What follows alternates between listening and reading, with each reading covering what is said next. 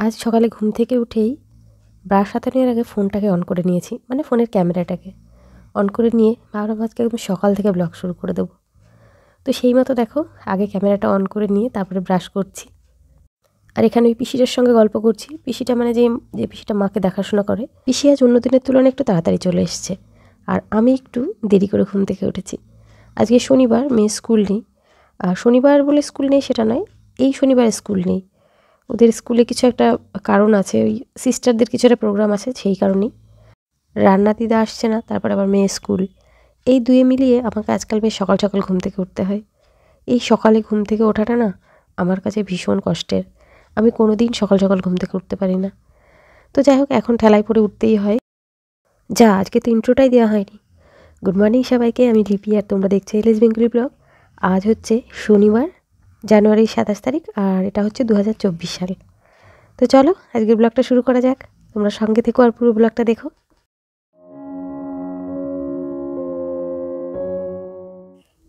তো ফ্রেশ হয়ে রান্নাঘরে গিয়ে আগে ভাত আর ডাল বসিয়ে দিয়ে এসেছি।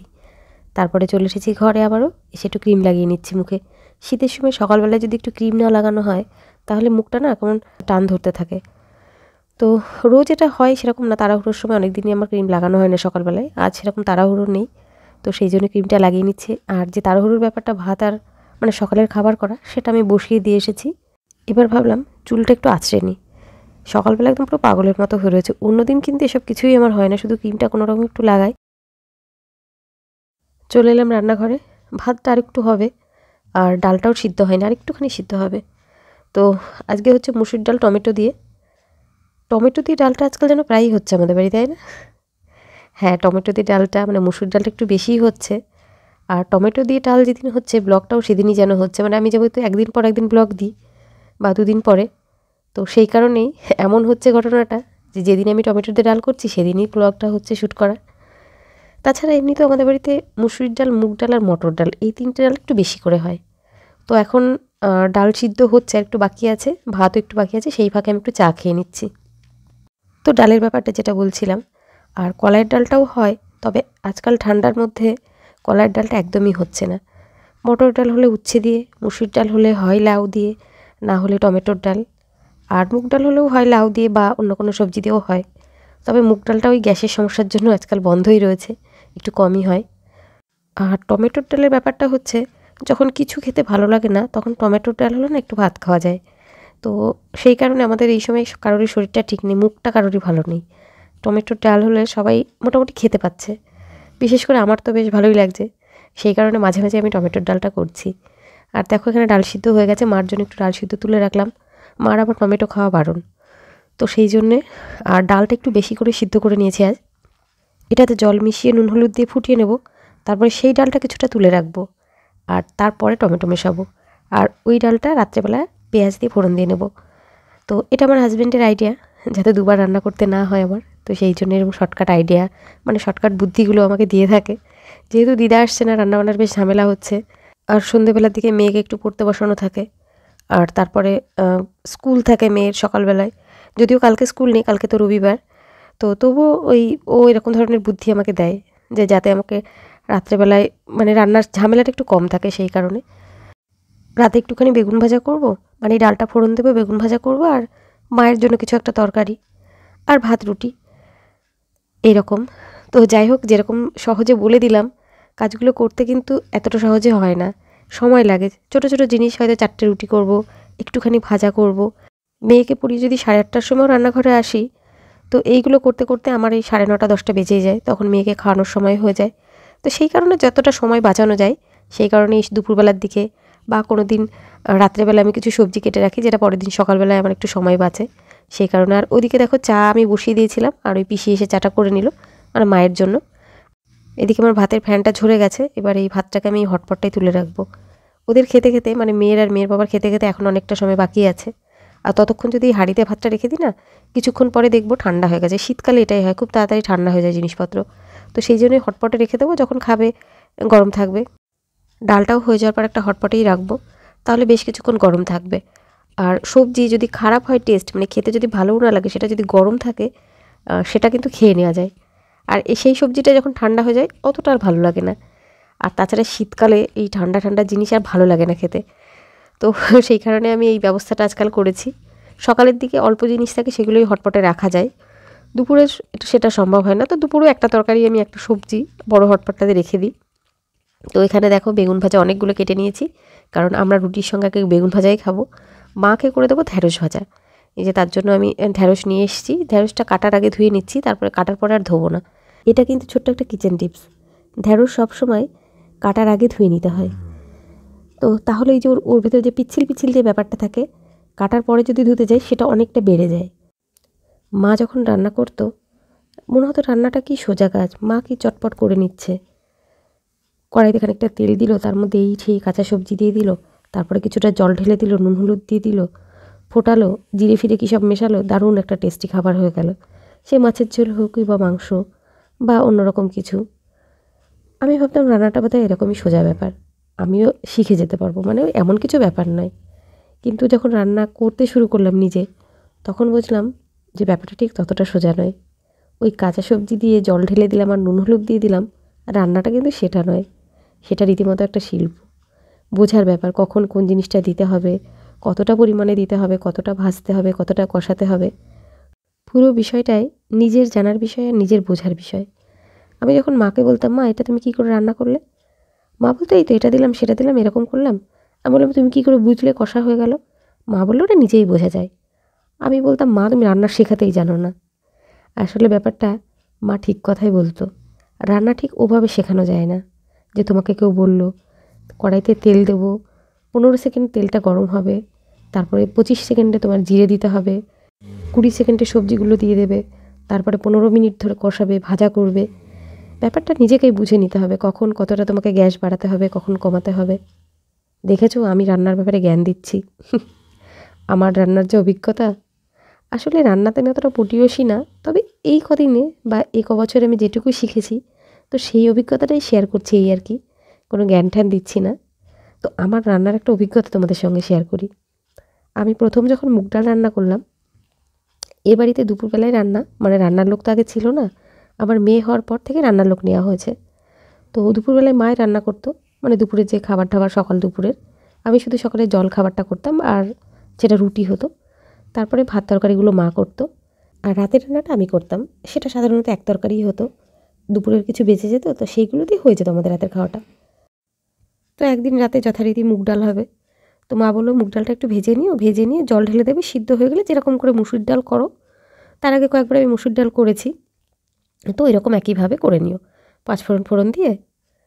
তো এখানে আমার হাজব্যান্ডের সকালের খাওয়া হয়ে গেছে, সেটাই দেখালাম তোমাদের। আর কি মাছ এনেছে সেটাও দেখিয়ে দিই। মাছ এনেছে এই ছোটো ছোটো রুই মাছগুলো, এটা আলু বেগুন দিয়ে ঝোল হবে। তো যেটা বলছিলাম, তো যথারীতি আমি ডালটাকে ভেজেছি, বেশ সুন্দর করে লাল লাল করে ভেজে নিয়েছি, ভেজে তো জল ঢেলে দিয়েছি। ডাল আর কিছুতেই সিদ্ধ হয় না, এক কড়াই জল শুকিয়ে গেল, আবার জল দিলাম, আবার শুকিয়ে গেল, ডাল কিছুতেই সিদ্ধ হচ্ছে না। তো মা কিছুক্ষণ পরে এসছে, মানে বেশ কিছুটা সময় পরে এসে বলছে কি ডাল তোমার রান্না হয়ে গেছে? আমি তখন বলছি বেরিয়ে কাঁদো কাঁদো অবস্থা, আমি বললাম দেখো ডাল সিদ্ধই হচ্ছে না। তো মা যত দেখে টেকে বুঝে গেল ব্যাপারটা কী হয়েছে, বললো ডালটা বেশি ভেজে ফেলেছো, তো ডাল আর সিদ্ধ হবে না, এরকমই করে দাও। তো কী করা, তারপর থেকে আমি বুঝলাম যে ডাল, মানে মুগ ডাল খুব বেশি ভাজতে হয় না, ওই লাল লাল করে তো কখনোই নয়, হালকা আঁচটা একটু কমিয়ে নিয়ে হালকা হালকা করে ভাজলেই হয়ে যায়। তো এখন আর সেই ভুল হয় না।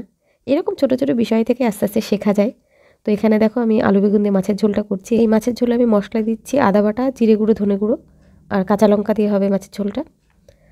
তো চলো মাছের ঝোল করে নিই, তারপর আবার আসছি। এখানে দেখো আমার মেয়ে চলে এসেছে রান্না করতে, এই ঝোলের মধ্যে খুন্তিটা দিয়ে একটু নাড়াচাড়া করবে, ওটাতেই ওর আনন্দ। এটা অনেকক্ষণ পরের ভিডিও। রান্নাবান্না করে রান্নাঘর গুছিয়ে স্নান করে চলে এসেছি, এখন ঠাকুর ঘরে যাব।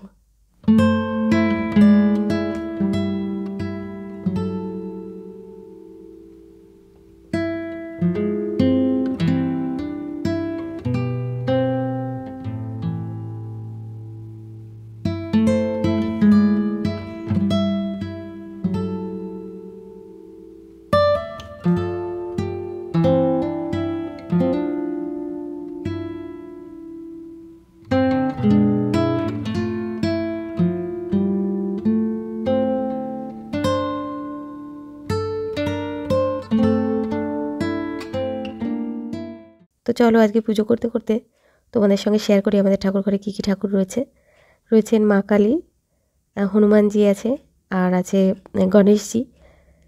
আর এখানে একটা কথা বলি তোমাদেরকে যে আমাদের ঠাকুর ঘরে কিন্তু লক্ষ্মীর কোনো ঘট পাতা নেই। এক এক বাড়ির এক এক রকম নিয়ম। আমার শ্বশুর বাড়ির এরকমই নিয়ম রয়েছে। ছোট্ট গোপাল, রাধা গোবিন্দ, আর এই পেছনে যে ছবিটা এটা কিন্তু হাতে আঁকা। যিনি আমাদের ঠাকুর ঘরের দেয়ালে ছবি এঁকেছেন ওই আঙ্কেলই এঁকে দিয়েছেন।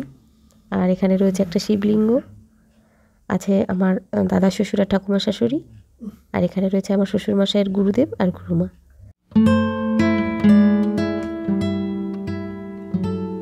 এখন বাজে 3টে বাজতে 5 মিনিট বাকি। মাকে নিয়ে ওরা চলে গেছে ডায়ালিসিস করাতে। আমাদেরও খাওয়া দাওয়া হলো, মানে ওরা বেরিয়ে যাওয়ার পর আমরা খেতে বসেছি আজকে। মানে খেতে খেতে একটু দেরিই হয়েছে আমাদের। আর যখন খাচ্ছিলাম তখনই বাইরে থেকে না একটা চেঁচামেচির আওয়াজ পাচ্ছিলাম। তো তখন একটু একটু কানে এলো যে এই পাশের ভাঙা বাড়িতে একটা চোর ঢুকেছে। তো সেটাই দেখার জন্য আমি চলে এলাম ব্যালকনিতে। কিন্তু এসে দেখি রাস্তা পুরো ফাঁকা, লোকজন কেউই নেই। তো ভাবলাম যাই দেখি যে বাড়িটায় চোর ঢুকেছে সেই বাড়িটা একটু দেখে আসি, যে এই বাড়িটায় ঢুকেছে চোর। আর এই বাড়ির লোকজন এই বাড়ির মানে দেখাশোনা করে, ওদের জিনিসপত্রও থাকে, এই বাড়ির চাবিটাও এই বাড়িতেই রাখা আছে। তো এই বাড়িরই দুটো ছেলে এসে অনেকক্ষণ ধরে, মানে দুটো না একটা ছেলে এসে আর মানে বাবা এসে অনেকক্ষণ ধরে চেষ্টা করছিল চোরটা বার করার। তালা খুলে ভেতরে ঢুকতে ঠিক সাহস পাচ্ছিল না, যদি ওই চোরের হাতে কিছু অস্ত্রপাতি থাকে। তো ওরা অনেকক্ষণ চেঁচামেচি করলো কিন্তু কেউই ওর ভেতর থেকে বেরোলো না। তো ওরা সব চলে গেছে। আর এখানে দেখো আমার মেয়ে কী করছে একটু দেখায়। এই দেখো, ওর তো দুপুরে ঘুম টুম নেই, বই খাতা নিয়ে বসেছে, খেলা করবে, ছবি আঁকবে। তো এই দিন দুপুরে চোরের ব্যাপারে তোমাদের একটা ব্যাপার শেয়ার করি। আমাদের বাড়িতে এই কিছুদিন আগে আমাদের বাড়ির পেছন দিকে একটা টিউবওয়েল ছিল, তো সেটাকে পুরো খুলে চুরি করে নিয়ে চলে গেছে। এই ভাঙা বাড়ির ভেতর দিয়ে এসে এই দেখো এখানে ছিল টিউবওয়েলটা। তো আমরা কয়েকদিন পরে লক্ষ্য করেছি যে আমাদের টিউবওয়েলটা নেই। তারপরে সিসিটিভি ফুটেজটা চেক করলাম, চেক করে দেখলাম হ্যাঁ পুরো এই ভাঙা বাড়ির ভেতর দিয়ে চোরটা ঢুকেছে, পাঁচিল টপকে ঢুকে এটা বেশ চুপি চুপি খুলে নিয়ে হাওয়া। আর এখন আমি গেছিলাম নিচে, দরজাটা বন্ধ করতে গিয়ে দেখি বিড়াল এসে মিউ মিউ করছে। বিড়ালটা অনেকদিন আসে না খেতে, কোথায় চলে গেছিলো কে জানে। আজকে এসে একদম পুরো অস্থির হয়ে গেছে। আমার ঘরে আজকে ভাতও নেই, সবই আমরা খেয়ে ফেলেছি। তো দুটো ডিমের কুসুম ছিল, সেই দুটোই দিলাম ওকে। তো প্রথমে বেশ শুকে শুকে নিল, খাবো কিনা ভাবছে, তারপরে না খেয়ে নিল। কিছু না খেলে আমার খারাপ লাগতো যে আজকেই ভাত নেই আর আজকেই এসছে ওটা খেতে। আগে তো 3-4টে আসতো, এখন শুধু এই খেতে আসে। তবু রোজ আসে না, মাঝে মাঝে আসে, মাঝে মাঝে কোথায় হারিয়ে যায় কে জানে। আর যে কুকুরটা থাকতো বাড়ির সামনে সেও আসে না, মানে থাকে না এখন। আর দুপুরবেলায় আগে মাঝখানে খেতে আসছিল, সেটাও আজকাল আর খেতে আসে না, কোথায় চলে গেছে কে জানে।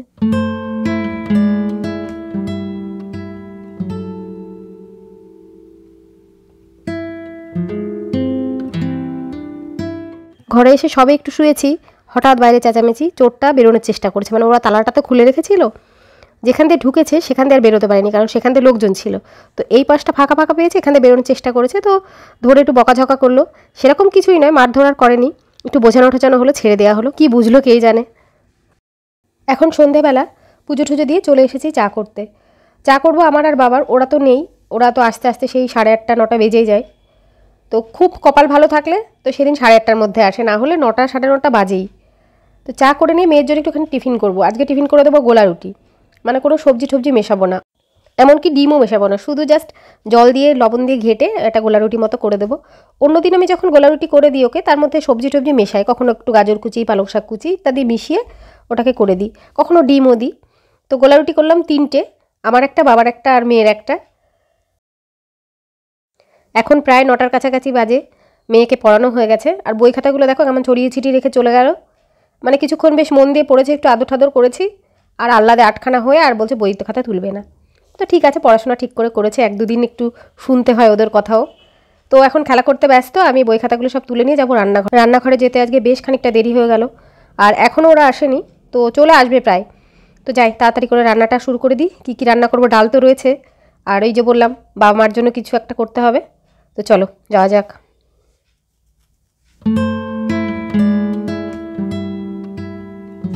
রান্নাঘরে এসেই আগে যেটা করছি সেটা হচ্ছে ভাত বসিয়ে দিচ্ছি।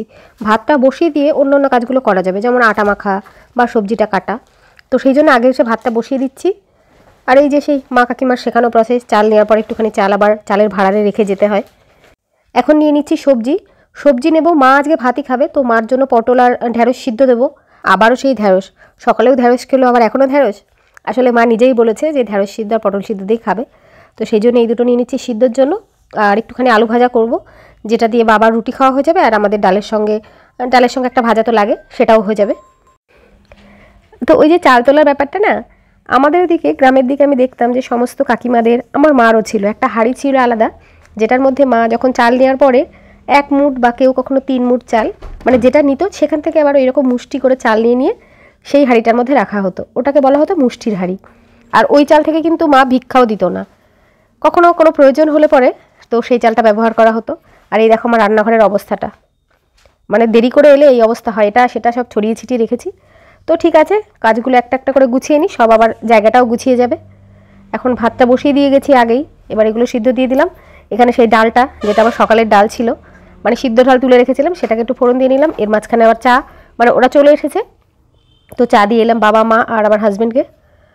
রান্নাঘরটা মোটামুটি একটু সেট করে নিলাম, নিয়ে এইবার করে নেব ভাজাগুলো। আর এদিককার কাজ আমার কতটা কি এগুলো একটু দেখিয়ে দিই। এখানে দেখো আবার একটু বেগুন কেটে নিয়েছি, কারণ কি আমার মেয়ে বললো বেগুন ভাজা খাবে, তো একটুখানি আলু ভাজা আবার একটুখানি বেগুন ভাজা সবই একটু একটু করে করলাম। আর আলুটা বললো বাবা পেঁয়াজ দিয়ে ভাজতে, তো সেই কারণেই বেগুনটা ভাজলাম, যেহেতু পেঁয়াজের ডাল আবার পেঁয়াজ দিয়ে আলু ভাজা, তো সেই জন্য এটা একটা আইটেম হয়ে গেল, পেঁয়াজ দিয়ে আলু ভাজা একটা আইটেম, আর এদিকে ডাল বেগুন ভাজা। আর এই ডিম সিদ্ধটা মায়ের জন্যে, মাকে 4টে করে ডিম রোজ খেতে বলা হয়েছে। আর এই যে সিদ্ধগুলো সব উপরে তুলে রাখলাম, যাতে মাখার সময় সুবিধা হয়, মানে যখন খেতে দেওয়া হবে সিদ্ধগুলো মেখে দিতে হবে, তো লঙ্কা ঠকা সব রেডি করে রেখে দিলাম। এবার মেয়েকেও খাইয়ে নেব। এখন দেখো মেয়ের খাওয়ানো হয়ে গেছে, আর আমার হাতটা দেখাচ্ছি তোমাদের। যখন আমি এই ভাজা করছিলাম, আলু ভাজা করার সময় এটা হয়েছে, তেলের মধ্যে লঙ্কাটা দিয়েছি কীভাবে অন্যমনস্কভাবে দিয়েছি, আর জল ছিল নাকি জানি না, তেল এক গাদা ছিটকে এসে হাতে পড়লো, তো সেখানে একটু বোরোলিন লাগিয়ে রেখেছি। আর এখন মেয়ের তো খাওয়া হয়ে গেছে, মেয়ে যখন খাচ্ছিল তখন মারও খাওয়া হয়ে গেছে। আর এবার বাবার খাবারটা দিয়ে দিচ্ছি, আমরাও একে একে খেয়ে নেবো সবাই। আর আমার হাজব্যান্ড চলে এসেছে হাতে হাতে হেল্প করার জন্য, যেটা ওর স্বভাব, ও সবসময় করে থাকে। বাবাকে এই তো আলু ভাজা রুটি দিয়ে দিলাম, আর দিয়ে দিলাম দুধ। আর এখানে আমার হাজব্যান্ড ভাত আর ডাল নিয়ে বসে পড়েছে, আর আমি ডিম ভাজা করতে গেছি, তো একসঙ্গে 2টো ডিম ভেজে নিয়ে এসেছি, ওরটা ওকে দিয়ে দিলাম আর আমারটা আমি নিয়ে নিলাম। এবার খাওয়া দাওয়াটা করে নিই।